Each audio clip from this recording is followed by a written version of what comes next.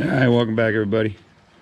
As you can see, I got it all, took it apart, took everything off. I didn't take the diffs apart, I didn't take the rear or the front or the center diff apart, so I don't know what fluids are in there, but it's got some oil in there. Some of the things I found when I took it apart, one of these were busted. These were actually, the screws weren't all the way in, they're actually in backwards. The little hex is supposed to be on the outside so you can screw it into the plastic here. He had them backwards. I don't know how he got them in there. He must have did it with pliers.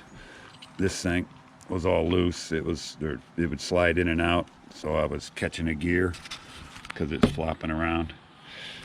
I did reuse the Vortex R8 Pro. Reused the motor. I took off that junky ass fan, put on a Castle fan. I did reuse the glitch buster over here. Nothing wrong with that. Shoved all the wiring in there a little better. That Tinkin motor, that thing was like brand new, man. It was hardly been used. I did have to buy some new seals for the shocks, the rear ones. The seals were gone. They're blown out. So no matter what I did, they just kept shooting oil out.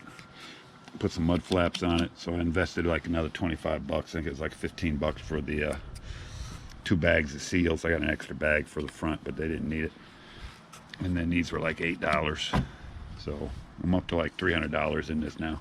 I did pull the servo and put one of my Airtronics in there.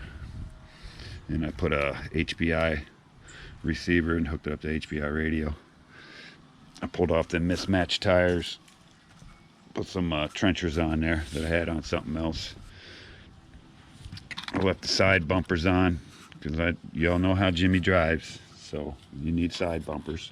I didn't use the wing. This thing had a wing. I actually stuck the wing on the purple bug, the Volkswagen one, and left these bumpers on the back. So it's either you love it or you hate it. It looks all right. I think it'll do fine. We'll get it out on the track later on today. The track needs a little cleaning. I did get most of the leaves off already. But it's kind of cold out here, so plastic will probably get brittle. Other than that, wasn't much wrong with it. The links, they were way off. These tires were sitting way out here. And the back tires, they were sitting way out here. They're all tilted out, so I adjusted them. I actually adjusted them to the same settings it's on the purple Volkswagen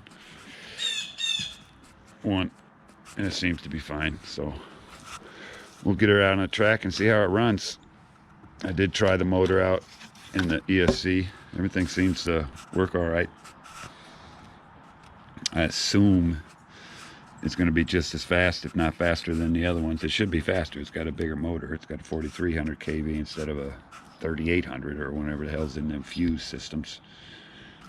So we'll give that a try. Like I said, I don't know much about these. We'll have to see how this works. I did do a little setup on it. I looked it up online and punched through the little settings. So we'll see what happens. Now I did move the battery tray back further. It was up here. This screw was up here, so I moved everything back a little bit. I don't know if that'll make it worse or better. I actually don't like this setup with all these wires because it's all this extra length that takes away from the juice, electricity and stuff. I actually like to have this back here so the wires are nice and short, but I wasn't going through all that. I wasn't going to drill up this nice chassis pan. All right, we'll get her on the track and we'll see how she does and see if it better be faster. But anyway, 300 bucks is when I got invested in it now. It's all done. So not much you can get out there for 300 bucks. It's going to have the good stuff on it. All right, we'll see what happens. Till later.